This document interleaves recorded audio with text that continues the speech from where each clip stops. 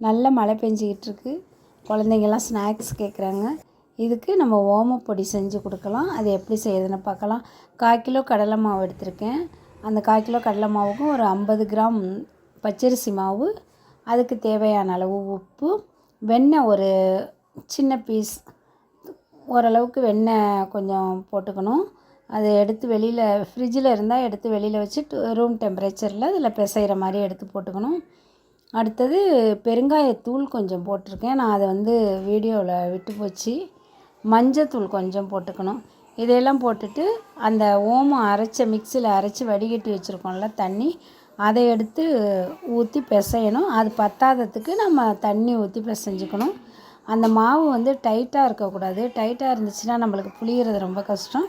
அதனால் தளர்வாக பிசைஞ்சு வச்சுக்கோங்க. நான் ஒரு இடு புளிஞ்சு பார்த்துருக்கேன். அது கரெக்டாக கொஞ்சம் டைட்டாக இருந்துச்சு. நான் இன்னும் கொஞ்சம் தண்ணி ஊற்றி பிசைஞ்சு இப்போ புளியும் போது இது நல்லாவே வந்திருக்குது.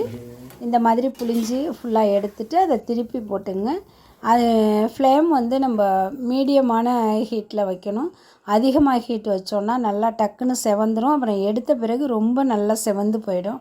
அதனால் மீடியமான ஹீட்டில் வச்சு புளிஞ்சு எடுத்துக்குவோம். இது மாவு நான் 1/4 கிலோ மாவு போட்டிருக்குது. இது நல்லா நிறைய ஒரு 4 ஈடு அதை போட்டு எடுத்திருக்கேன்.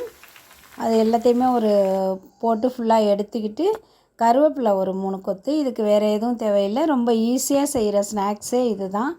கருவேப்பிலை கொஞ்சம் ஒரு 2-3 கொத்து போட்டு பொரித்து அதிலேயும் போட்டுக்குவோம். போட்டு கலந்து எடுத்துட்டு உதுத்து விட்டு அதை நல்லா கையால் பிசைஞ்சு விட்டு குழந்தைங்களுக்கு எடுத்து கொடுத்தாங்கன்னா இந்த மழை நேரத்தில் சாப்பிட்றதுக்கு ரொம்ப நல்லாயிருக்கும்.